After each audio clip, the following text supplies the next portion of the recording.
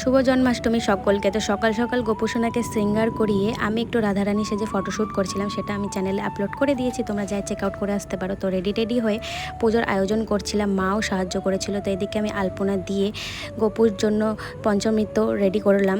Ready করার পর আমি বেলপাত্তা, তারপরে যত ফুল টুল আছে সব জল ঠল দিয়ে ধুয়ে আগের থেকেই রেডি করে রেখে দিয়েছিলাম 12টা বাজার 5-10 মিনিট আগে, কারণ 12টা বাজলে তো আর অত তাড়াতাড়ি করা যায় না। তো ফল টল কেটে ফলগুলো কলাপাতা দিয়ে ঢেকে রেখে দিয়েছিলাম। 12টা বাজার পর গোপুসোনার জন্ম যেহেতু হবে, তাই ওকে ভালো করে ঘুম থেকে উঠালাম, জন্মগ্রহণ করালাম। তারপরে একটা নিয়ম আছে, মা বললো নাকি নাড়ি কাটতে লাগে, তারপর সেটা করে ওকে ভালো মতো পঞ্চামৃত দিয়ে স্নান টান করিয়ে ওকে ভালো মতো ও সাজিয়ে ওকে বসিয়ে দিলাম। তারপর আমি মন্ত্র পড়ে ধূপ ধুনো দেখিয়ে আমার পুজো আমি এখানেই কমপ্লিট করলাম। শেষে আমি কেকের ব্যবস্থা করেছিলাম, তো এখানে কেক কেটে আমি আমার জন্মাষ্টমীর মিল ব্লগ এখানেই শেষ করলাম। বাই।